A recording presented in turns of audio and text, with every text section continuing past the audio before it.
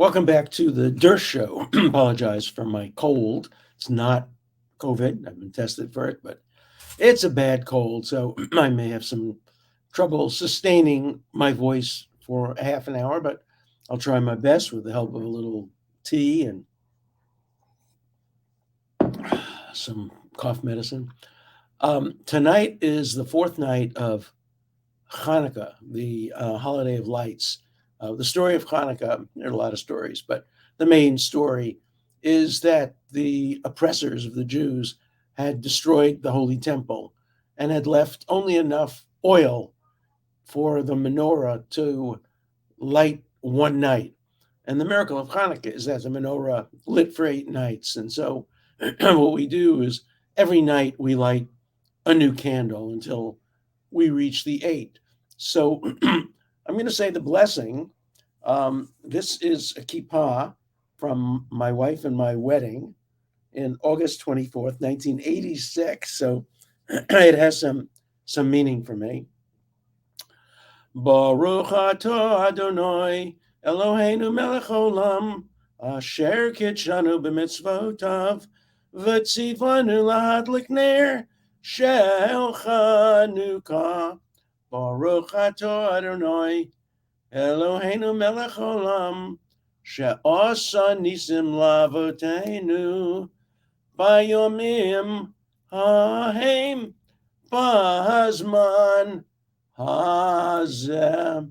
I think my grandfather would have been ashamed of me for my poor cold voice. He was a cantor, and he would love to sing his own composition for some of the liturgy around Hanukkah and other holidays. Here's another menorah. This is a very interesting one. I'm not using it, but the menorah is made out of rockets that were fired by Hamas at the small town of Sderot in southern Israel, right near the Gaza Strip. And people collected the rockets. Obviously, they killed people, they hurt people, but they collected them and they made a menorah out of them. And obviously, it's a nice symbol that a symbol of hate can be made into a symbol of light. A couple more stories. One of the things that happens on Hanukkah is that the kids play with something called a dreidel. It's a little spin top which has four Hebrew letters on it. This particular dreidel was found in the dirt of the Warsaw Ghetto after the end of the Second World War, showing that even at a time of great strain and crisis and pervasive death, people were complying with the traditions and playing the game. One more. I spent one Hanukkah in Moscow and Leningrad, St. Petersburg, representing dissidents. And one of the dissidents gave me a Hanukkah gift. It was a dreidel, and it had on it the heads of all the people who had made the Jewish dissidents' life unbearable. It had Stalin, and it had Marx, and it had Lenin, and it had others as well. And what the dissident told me is these guys have been playing with our heads for so long, I decided to make a dreidel so I can play with their heads. So this is my dreidel in which dissidents played with the heads of the people who were oppressing them. It really does show the spirit of light and how darkness can be overcome by light if people do have the right attitude and light a candle instead of cursing the dark. Hanukkah is the holiday of lighting the candle and not cursing the dark.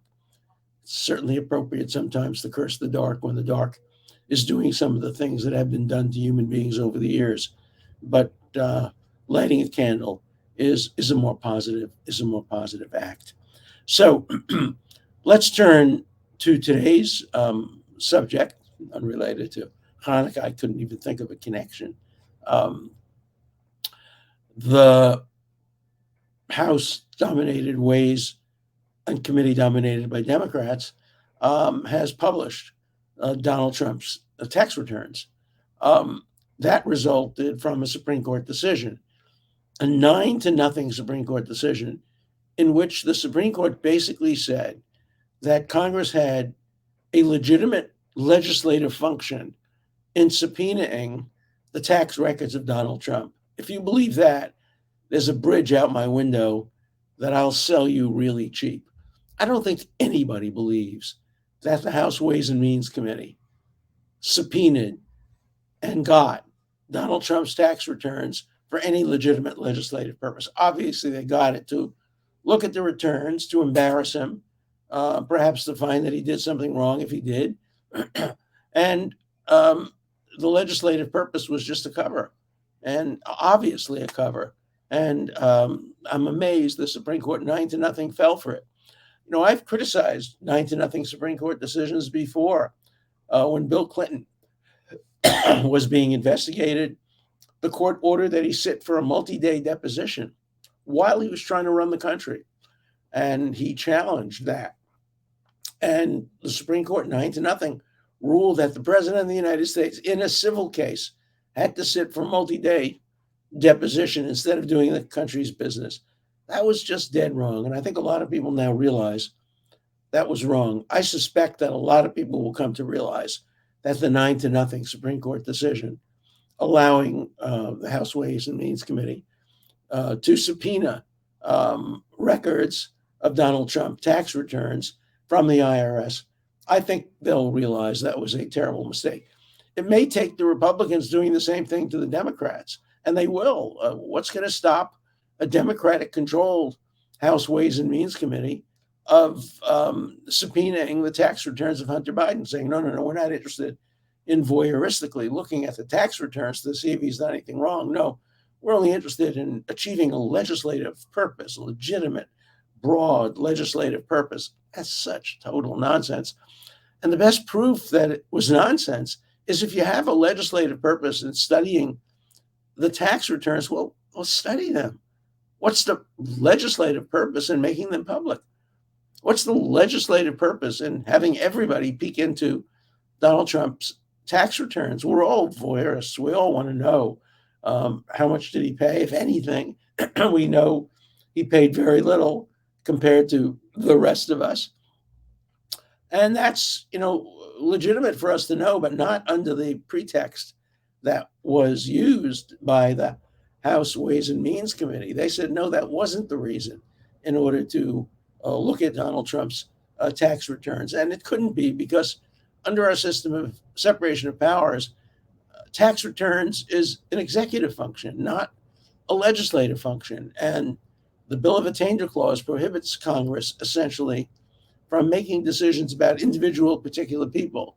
And when you subpoena the tax returns of a former president and assumed to be future candidate for president, you better have a darn good legislative purpose in doing so. And I don't think the Supreme Court had the right decision when they agreed. It was an unsigned 9-0 per curiam opinion that didn't say very much, but there were no dissenting opinions. I think Justice Scalia, had he been on the court, would have dissented. He believed very strongly in separation of powers and checks and balances, but there were no dissents. There had been an initial stay granted by the Chief Justice, but then he was obviously overruled and he decided not to write a dissenting opinion. There may be some more litigation over this, but at the moment, any of us can read Donald Trump's tax returns. In fact, I was asked tonight if I wanted to write the preface or the introduction to a book publishing Trump's tax returns, because obviously people are interested. I'm interested. Of course, I'd love to see what he did, what he paid, what he didn't pay. I'd love to see who he contributed to, but that's voyeuristic. I myself was victimized by that once. Must be 20 years ago. I can tell you that. The president of Harvard was Larry Summers, and the most important ball player on the Boston Celtics, on the most famous, was Larry Bird. And I got a call from the U.S. Attorney's Office in Boston saying you've been a victim of a crime. I said, that's funny. I don't feel like a victim. And they said somebody in the IRS Boston office who had no authority to look at your tax returns looked at yours, Larry Bird, Larry Summers, and a few other prominent people. And they came to the conclusion that it wasn't an attempt to extort or it wasn't an attempt to scam or do anything like that. It was just the guy was bored and he said, what the hell, if I press a button, I can see Dershowitz's tax returns. I'll be interested. Is he making a lot of money? Does he give a lot of charity? Yeah, I give a lot of charity. But I don't want you to know necessarily what charities I give to. That I would think is somewhat private information. I also don't want you to know which clients necessarily have paid me legal fees to consult with them on a confidential basis. Um, a large percentage of the cases I do never result in public disclosure. I mean, the great victories that I and other lawyers have achieved is when a client comes to you and he's about to be indicted, and you can prevent that from happening, and his name never appears in the papers. That's the greatest victory a lawyer can have.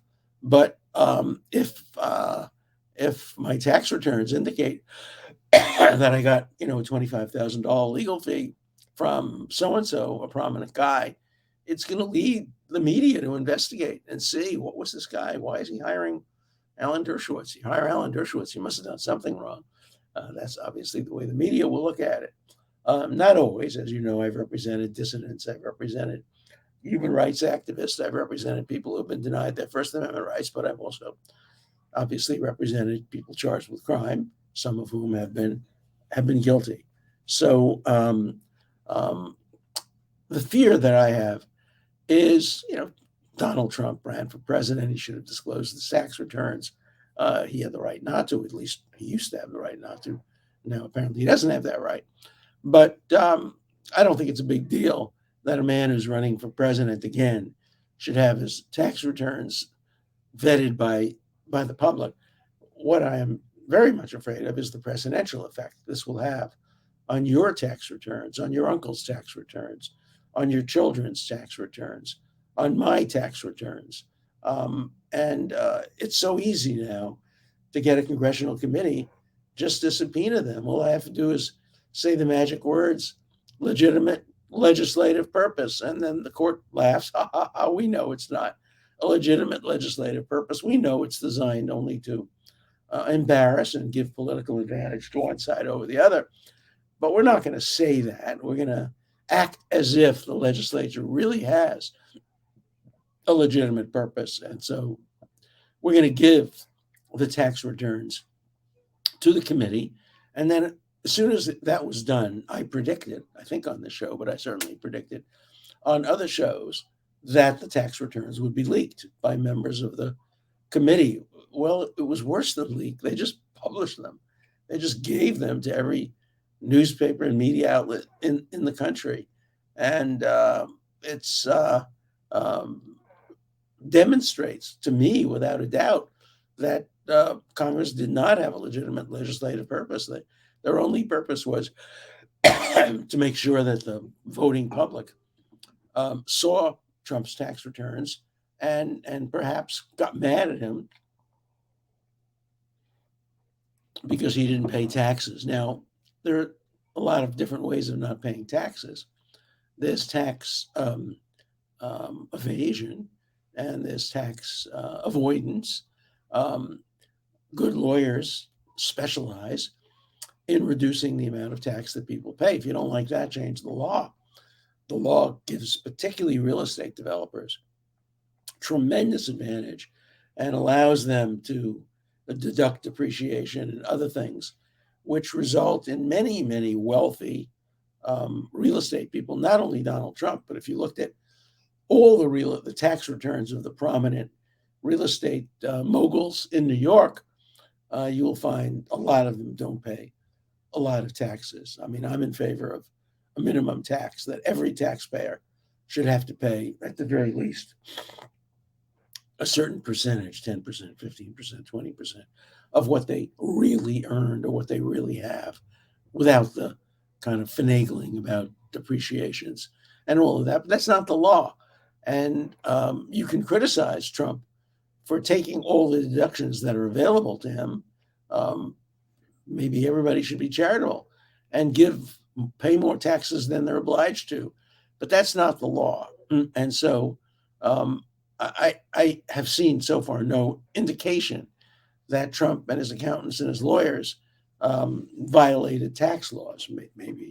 Maybe we'll see that in weeks and months to come, because people will be able to look at the tax returns and will be able to see things and do investigations and maybe come to the conclusion that something was wrong. But that's not a proper legislative function. That's the proper function of the IRS. That's the proper function of the U.S. Attorney's Office. That's the proper function of the Attorney General. That's the proper function of prosecutors. That's the proper function of the executive branch and the judicial branch through the grand jury. It is most decidedly not a proper function of the legislature. The Supreme Court of the United States has said that we do have a system of separation of powers, and the powers given to Congress are limited. You may remember that when people like Jefferson and Madison proposed the Bill of Rights, Hamilton said, we don't need a Bill of Rights. You don't need a law that says Congress shall make no law abridging the freedom of speech. Congress doesn't have the authority to make such a law. So Hamilton was opposed to a Bill of Rights. He wrote about it in the Federalist Papers. He eventually came around somewhat. But he believed in a limited legislative function. And he said that if Congress tried to pass a law abridging the freedom of speech, even without the First Amendment, it would be ultra vires. It would be acting beyond its authority, because Congress has limited authority. Article 1 of the Constitution sets out what Congress can do, and it doesn't include abridging freedom of speech, and it certainly doesn't include referring people for prosecution or examining their tax returns. And so I think Hamilton would be turning over in his grave if he knew how the legislative function was being expanded beyond all recognition for partisan political purposes. What we're seeing is the weaponization of the Constitution. And many of my colleagues at Harvard Law School, Yale Law School, are participating in that. They construe the Constitution in a way that always comes out their way politically in a partisan fashion. I don't. I construe the Constitution as it was intended, as it's written. Sometimes it favors my political point of view. Oftentimes it doesn't favor my political point of view. But my interpretation of the Constitution is never political. It's never partisan. It's always based on my best intellectual analysis of the text of the Constitution, the words of the framers, the Constitutional Convention, the various state constitutional conventions. When I defended President Trump on the floor of the Senate, I went back and I read all of this, all of it. I sat in my little room with dusty books and little pads and stick-em notes, and I went through every word to see what the framers meant when they said that a president can be impeached for treason, bribery, or other high crimes and misdemeanors. And what they meant was, you can't be impeached for abuse of power, obstruction of Congress, or any of these vague terms. It has to be criminal type conduct akin to treason and bribery. That's what the words mean: treason, bribery, or other high crimes and misdemeanors. Other modifies crimes and misdemeanors. And so it has to be interpreted to mean criminal conduct or criminal type conduct akin to treason and bribery. So, that's the way I read the Constitution. I read it objectively and neutrally. You might disagree with my conclusions. Sometimes it comes out your way, sometimes it doesn't. But I can assure you that I have never read the Constitution in other than a principled way that reflects the original understanding, the original intent, what the Constitution has come to mean over the years are changing societies, but not partisan advantage. So we'll be doing more of these kinds of discussions over time. So let's get to letters now. You remember that yesterday's show got a lot of letters. Yesterday's show was about the 5 things that happened in the 21st century. I limited it to the 21st century, not the 20th century. I limited it to the beginning of this century to basically the end of 2022. And of course, the first dumb letter missed that point. Here's what it says. The assassination of Archduke Ferdinand set off World War I. Odd that. You are one dumb Jew. Well, I might be a dumb Jew, but when you put the assassination of Archduke Ferdinand into the 21st century, that says something about your historical knowledge or intelligence as well. I was dealing with the 21st century. You're dealing with the 20th century. Okay. Who's the world's worst aggressor? It's not Russia. It's the United States, folks. And then he goes on to show how many times the United States has engaged in warfare. But in every case, it was warfare of self-defense. After 9/11, we attacked Afghanistan to prevent the Taliban from repeating the horrors of 9/11. We attacked Iraq. I didn't approve of that. I think it was wrong. I hope we attack Iran. I'm not a peacenik.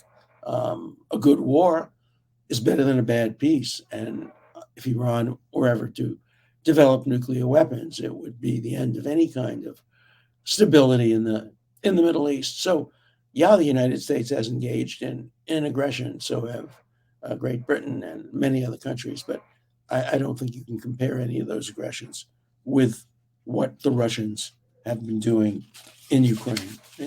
People can disagree, but that's my view. Okay. If white people are collectively guilty, then lawyers are even more collectively liable. People didn't choose to be white. Yes, yet derp, I guess, go out of his way to become a lawyer. Yeah, I'm very proud of that. I'm selected to be a lawyer. I didn't select my race or my religion, but I selected to be a lawyer, and I selected a career of defending the most despised people and defending them against government overreaching and unconstitutional actions. I'm very proud of that. It's a great tradition in America, starting with John Zenger and going on to Adams and Lincoln and many other people in the 19th, 20th century, Clarence Darrow, Thurgood Marshall. If you don't like lawyers, move to a country that doesn't have them. Iran, China has lawyers, but they're not allowed to defend dissidents. In this country, we are. So I'm very proud of my role. I don't take pride in my racial identity. That's just an accident in biology.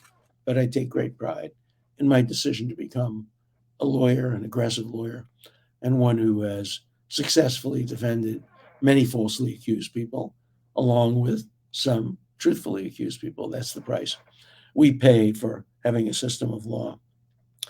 This video is another one of the Zionist attempts to propagandize these events. It is so obvious that the US, Saudi, and the Israeli government are responsible for 9/11. The US and the Israeli governments are also responsible for all of these events. They are all psyops, false flag events used to sway popular opinion and further the Zionist agenda to enslave American citizens. It's really remarkable that somebody who can keep 2 words together can be so stupid and nasty and ahistorical and following kind of Nazi ideology. But I read these things because we have to know who our neighbors are. We have to know that people really think that 9/11 was a deep state plot by Israel and the United States. All of these events were absolutely of a big impact in the world. But the involvement of the most people possible, it has to be the pandemic, which is related to many of the other events that core cause most of the reaction from humanity as a whole. I am in agreement with most Christians and others who feel that it is a literal war between good and evil. Can't get bigger than that if you read the entire Bible. Well, I've read the entire Bible, and good and evil are not always on the side of Christians or Jews or Muslims. Um, Many wars have been fought in the name of the Bible and religion that are not justified. Some have been justified, but no secular country, whether it be the United States or Israel, should take its laws from the Bible. We learn from the Bible: do not kill, do not, do other things that the Ten Commandments prohibits. That's fine, but the Bible is not a law book. I think I once told you this, but in the run up to Christmas, I'll repeat it again. I have an old Massachusetts colony law book, the 1630s or something around there. And in the book, it makes it a crime, a serious crime, to celebrate Christmas. The Puritans thought Christmas was a pagan holiday, and they punished any employer who allowed their employees to take the day off on Christmas or to put up any symbols of Christmas. So we've never had agreement religiously, even in this country. This is the happiest day of my life because I am able to correct Professor Dershowitz, perhaps the foremost constitutional scholar, about an error in the Constitution. Professor Dershowitz is simply wrong, wrong, wrong.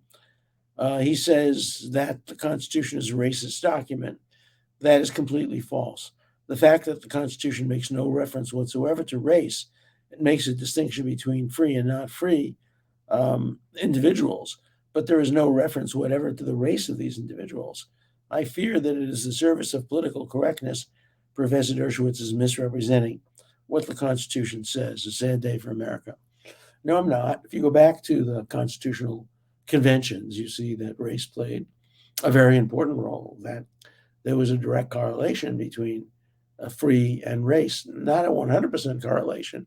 There were a very tiny, tiny number of non-Black slaves, and there were a significant number of Black free people. But the vast majority of not free people were enslaved people, and the Constitution authorized that. And it authorized the slave trade. Now, the slave trade, didn't involve people from Ireland and Italy and Poland. It involved people from Africa, and those people were Black people, and they were brought to the United States in the Middle Passage. So I think it's cute, but it's not correct to say that the Constitution does not include invidious references to race. I think it does. Okay, last question.